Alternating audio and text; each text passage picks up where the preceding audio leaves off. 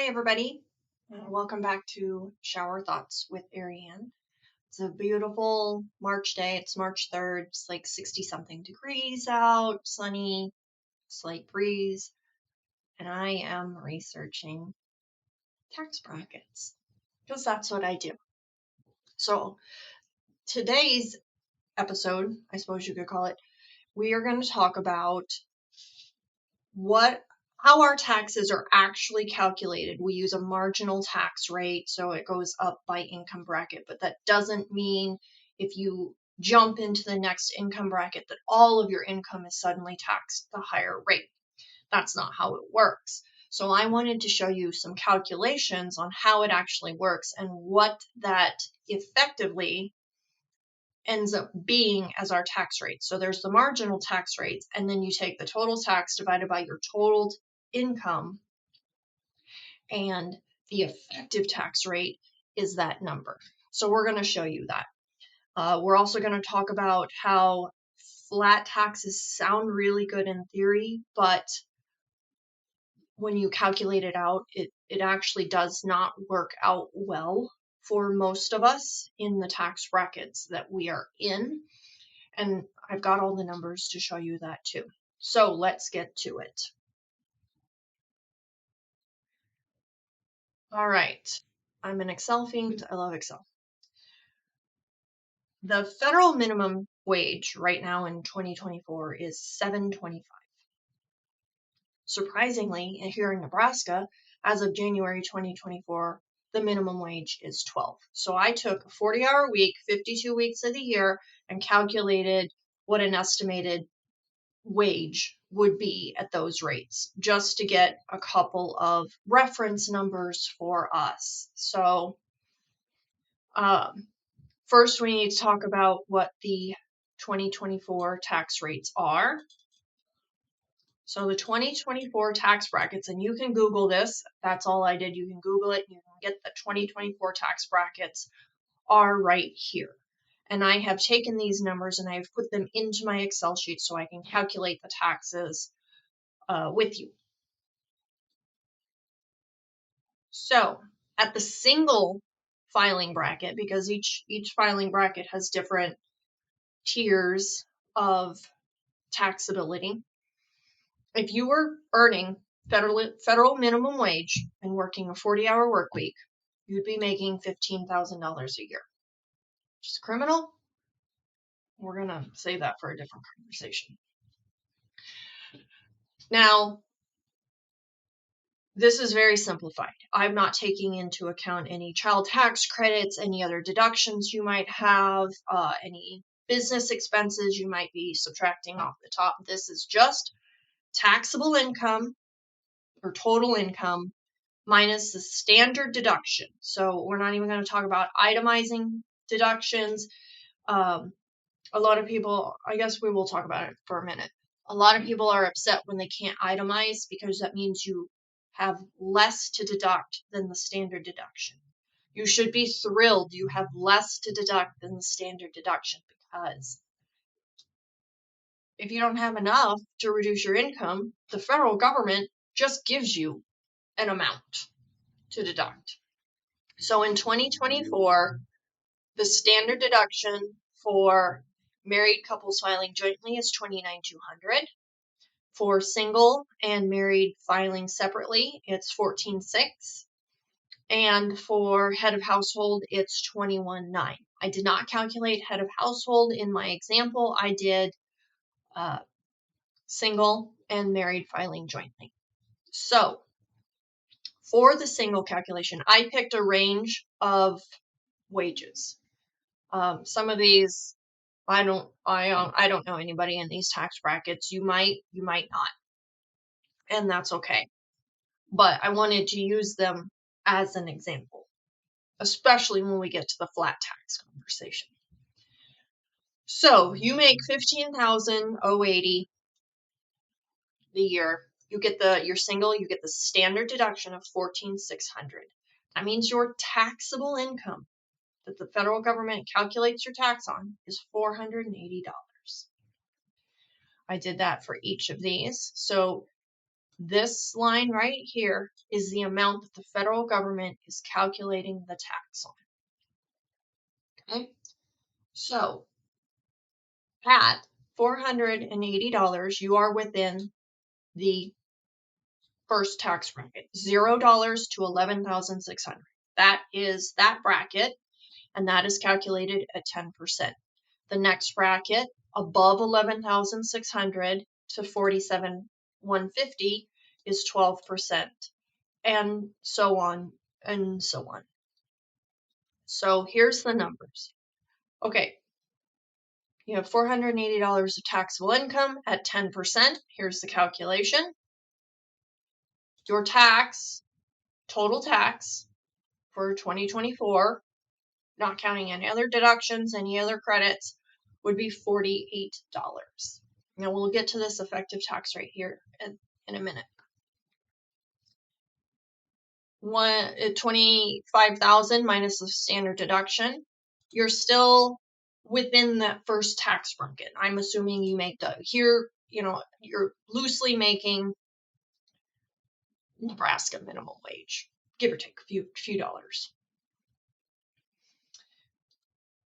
Here your income has gone up each level. So at 25,000 minus standard deduction, we'll just start talking about the net taxable. So your net taxable is 10,400. You're still within the first tax bracket. Your tax is $1,000 and $1,040. Now, 55,000 taxable, 40,000. You've now jumped into the next tax bracket. Okay, but you're not getting taxed at 12% on 40,000. You have your 11,600. Then you have to take 4,400 minus 11,600, and here's the balance. This amount, 28,000, is what you're getting taxed at 12%, not all 40,000. And you see together these add up to the 40,000. If you jump to the next tax bracket, now your taxable income is 60,000. So you have to take 11,600. Then you have to take the 47,150 minus 11,600. So that's 35,550. Then you have to take above that the 60,000 minus the 11,600 minus 35,550. And that's the balance that you're taxed on now at 22%. Total taxable income is still 60,000. And then here's how your tax calculates out. You pay 10% on 11,600.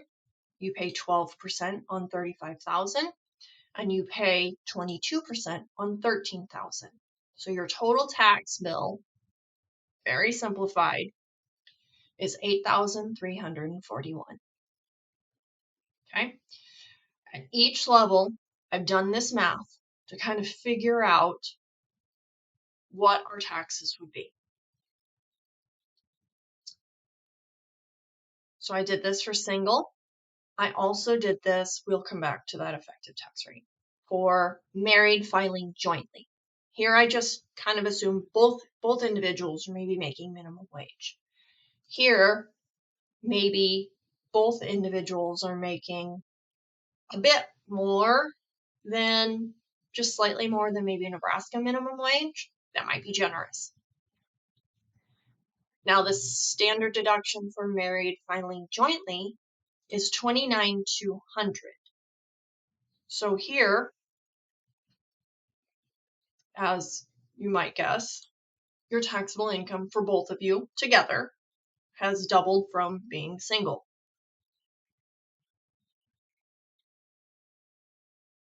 The brackets also shift. So now it takes $23,201 to jump from the 10% to the 12% tax bracket. So again, this couple, this group pairing, their taxable income, they never get out of the 10% tax bracket. Their tax is $96. This group still stays within the 10% tax bracket. their tax is $2,000. At this next income, the two individuals, their taxable amount after deduction is $66,000. So they've jumped into the second tax bracket, about smack in the middle, really. So $23,200 is taxed at 10%. $43,600 is taxed at 12%. It took me some ridiculous numbers to get into the higher tax brackets. I mean, seriously, this took some ridiculous numbers to get all the way up there. But I wanted to show you how the marginal tax rate just doesn't smack you for, if you're making $720,000, good for you. But you're not paying 35% on $720,000. You're not. You're paying marginal amounts at each level. So effectively, what does this mean? Well, if you take that $48 of tax in our first example, divided by your total earnings of $15,000, your effective tax rate is 0.32%, which is good. Which is good because at $15,000, rent and groceries and gas and insurance, they're going to eat up a lot of things. At $25,000, you make $25,000 a year, your effective tax rate is $1,040 divided by $25,000. Your effective tax rate is 4%. And so on. It goes up. But effectively, especially because of the standard deduction and any other credits you can get or are eligible for, your effective amount of tax paid is never what these tax brackets say. So somebody might be in the 22% tax bracket, this person, but effectively they're paying 11%. The same applies for married filing jointly. The amounts change just a little bit, but here is our 22% tax bracket. They're effectively paying 8%. Now, because I don't know all of the deductions that you're eligible for, or the child tax credits that you're eligible for, or any other tax credits you might be eligible for, or rebates, or any other of the myriad of items that you can use to reduce taxable income, I can't just say to you, oh, you make $50,000 a year, your effective tax rate's actually 4%, because there's a lot of factors that go into it. What I would do to kind of get a guesstimate of what your effective tax rate is, maybe take your 2023 taxes that are already done, take the total tax that's calculated at the bottom, divided by the total taxable income that's calculated somewhere else on your form. That was your 2023 effective tax rate. If not much has changed, that's probably pretty close to your 2024 tax rate. The tax brackets shift a little bit occasionally, so I can't promise that. I can't guarantee it, but it can give you an idea. And part of the reason for it, of doing these things, is the less income you make, the more critical it is that you keep more of it in your pocket for expenses, for savings if possible. So your take-home pay after your taxes, and then again, let's just say that tax is the taxable income that's on your W-2 after they've already taken out Medicare, Medicaid, Social Security, all of those other things that they take out of your taxable income initially, and then you have a net taxable income that you get from your employer. So that, let's, for sake of conversation, this is that amount after all of those other things that were taken out. This is what they're reporting to you and to the government as your take-home pay before you plug it into your tax return. So if throughout the year you paid more tax than this, that's how you get a refund. So take-home pay for an individual at $25,000 is $23,960. At $300,000, they're still taking $229,000. I think they're doing okay. I think they're doing all right. And for married couples, it would be this similar but scaled up amount. Okay? So that's the marginal tax system and how it works in a nutshell. A very broad nutshell. Okay? Now, flat taxes. So when people are discussing flat taxes, it usually comes with the conversation of simplifying the tax code. Sounds great, except flat taxes do not use deductions, exemptions, credits. This is what you made times, we'll say 10%. That seems to be a pretty common number that people are talking about. It usually ranges between 8% and 15%. So we'll just say 10%. Okay?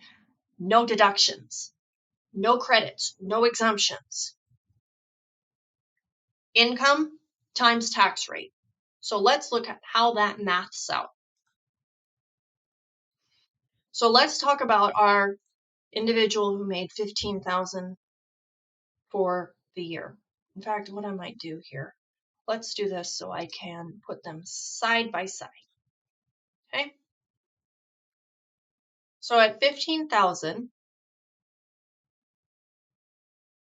using the marginal tax system, their taxable income would be $480 because there's a standard deduction involved.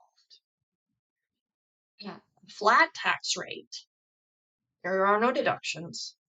Your taxable income is $15,000. So you went from paying $48 in tax to $1,500 in tax. That's a big jump.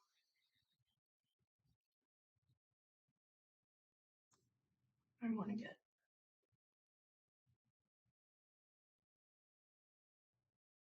So let's talk about the next couple. Let's keep it within the realm of, for most of us, reasonable for now. Well, you know what? Here we go. So at $25,000, using the marginal tax system, your taxable income is $10,400. Using a flat tax system, it's $25,000. So you went from paying $1,000 in tax to $2,500 in tax. And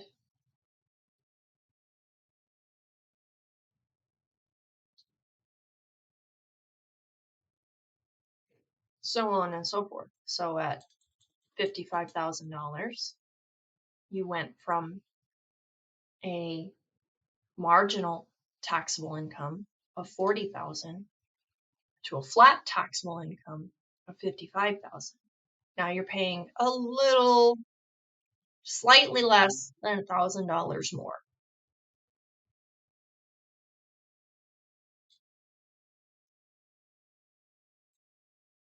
At 75,000, your taxable income went from 60,000 to 75,000. So here's where it starts to benefit people. People who don't really need the benefit because they already have enough money to pay for all of their essentials and maybe a little savings. But here's where it starts to benefit people. Just hide those for a second so I can get closer, show you more.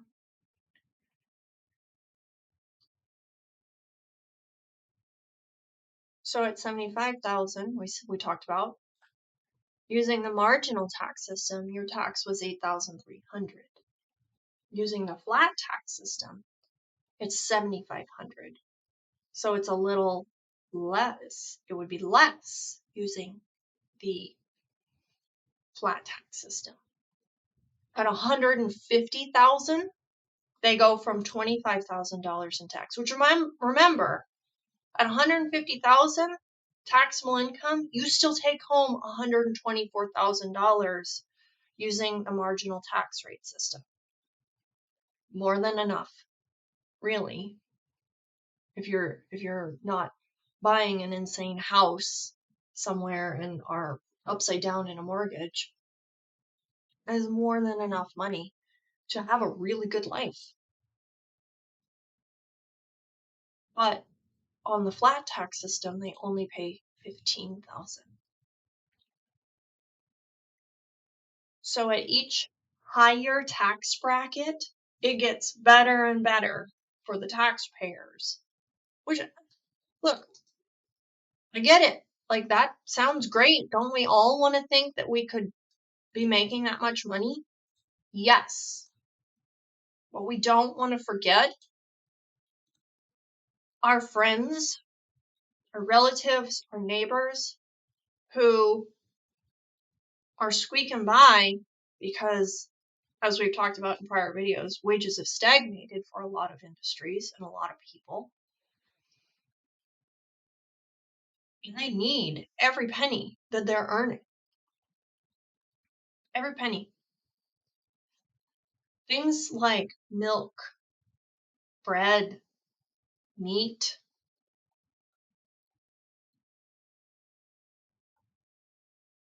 all of those essentials, rent, assuming that you're not moving places and increasing your rent when you move to a new place because you got a bigger place or a nicer place or whatever. All of those things stay the same whether you make 15,000 or 300,000. $10 for no. I think it's like in Alaska, it's like some crazy number. Oh, and some senator one time thought milk cost $10 a gallon around here, which it doesn't. But still, it's like what, 3 or 4? So if you have $100 or you have $1,000 and you have to pay $25 in groceries, I'm using simple numbers here. Now you only have $75 left to pay for everything else. Or you have $975 left to pay for everything else. This is why it worries me for a lot of people when they want the flat tax system, but they don't understand the implications of your tax bracket being 22% doesn't mean you're paying 22%. But if it was a flat tax and it was 10%, I guarantee you'd be paying 10%.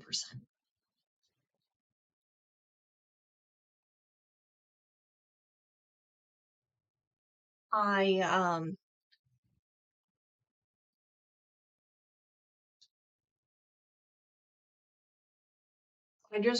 want people to know what they're getting into when you're talking about taxes. And if you're encouraging your senator or representative or whoever to go for a flat tax, be careful about that. Because it may not benefit you the way you think it's going to benefit you. Because the deductions, the exemptions, the credits, those all go away when they implement a flat tax system. And those are really valuable in the marginal tax rate system, as is the fact that not all of your income is taxed at that next tier level. That's super valuable. I was actually surprised at the number of states. So we're only talking federal taxes. We're not even talking state income taxes. I was actually surprised there are a number of states that do a flat tax. I don't know what their tax rates are. Generally, state tax rates are not as high as federal tax rates. Being in Nebraska, it's like 4% or something. Probably, again, a marginal tax rate, but I think my bracket or something was 4% the last year. So, I'm curious about that and how that is working out for the taxpayers in those states. But because every state is different and every state has a different tax calculation, it would be beyond the scope of this particular channel for me to go through the state income tax rules. We're going to stick with federal. Generally, we're all subject to federal. So, research your state's tax rates and use this calculation on that if it's applicable, if they use a marginal tax rate system as well.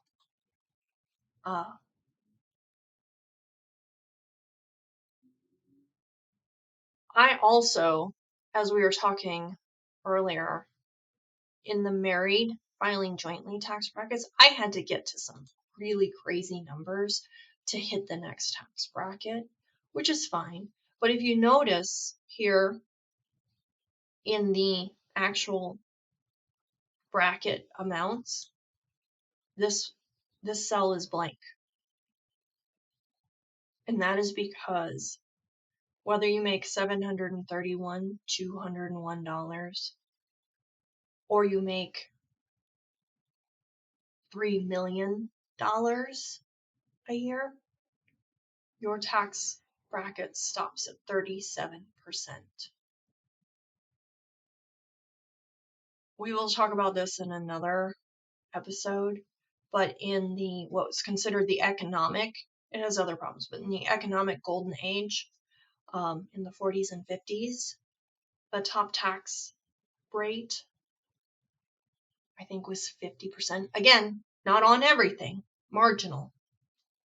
And they have whittled that away and shaved these down. I think it would be beneficial, especially since a lot of, we'll call them uber wealthy individuals, also are defrauding their taxes. But I think it would be beneficial to see additional tax brackets at higher tax levels.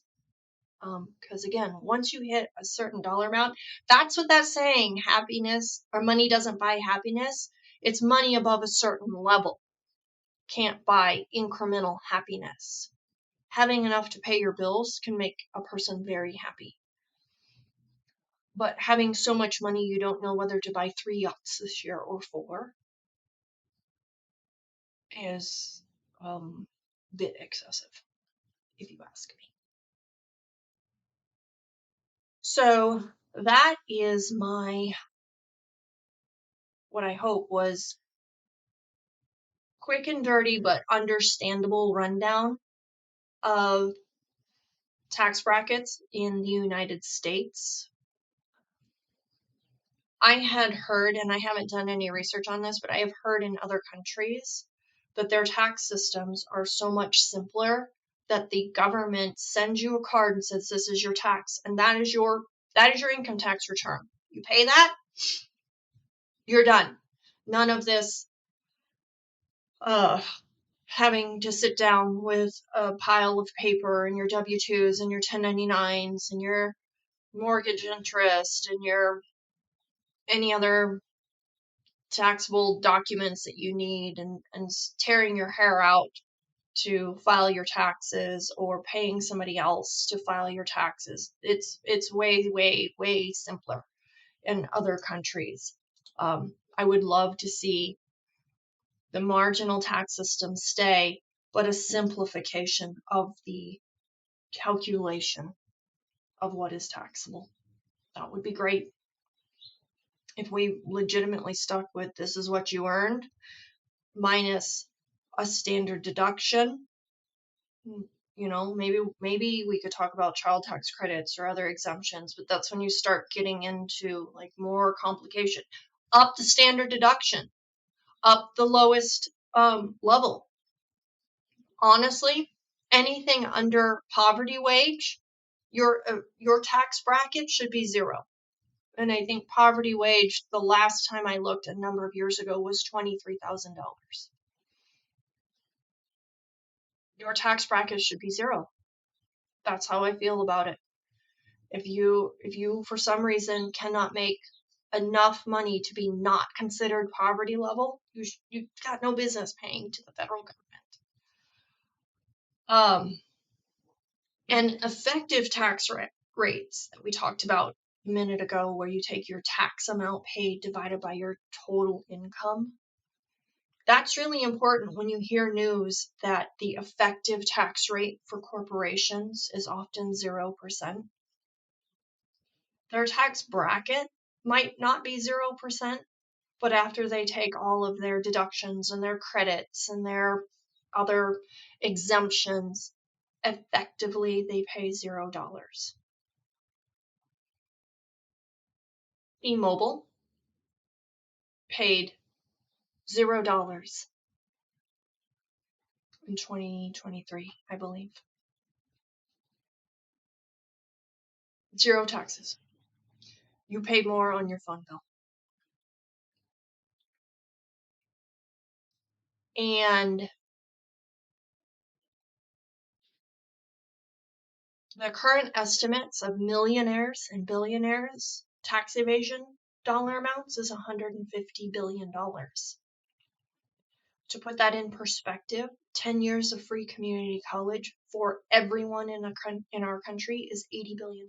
So they are evading more taxes than what universal college would cost for everyone.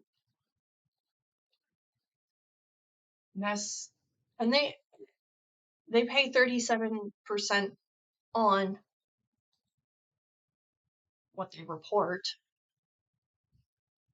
Really, I think a tax bracket at Eisenhower, corporate tax brackets were 90% above a certain dollar amount. I think personal tax rates above a certain dollar amount, and we're talking like a lot. We're talking like a high level, and I'll research it. I'll get that number for you. Was 50%, not on all of your income, but on this top little piece. Even if we don't change the tax brackets, if the IRS has continued to be funded to crack down on the super high income tax evasion, a lot of services could be funded that way. A lot of services could be funded that way. So there it is. I won't continue to harp on it because it's tax season. We're already frustrated. I get it. To touch back on how we had talked about the National Labor Relations Board in the prior video, currently Amazon and SpaceX are fighting in court to declare it unconstitutional. The 2 richest men on earth want to dismantle the agency that holds them accountable for union busting. Pay attention, folks. This is important, and this is very scary. We don't want that. We need things like the National Labor Relations Board to protect us and maintain worker rights. So that's in the news right now. Keep your eye on it. But with all that in mind, happy tax filing. I hope it's not too horrible for you. I've got to get my stuff together too. I'll admit I'm not quite there, getting everything together. Some friends, enemies, acquaintances, and those yet to be determined. Peace. Have a great day, and we'll talk in another video.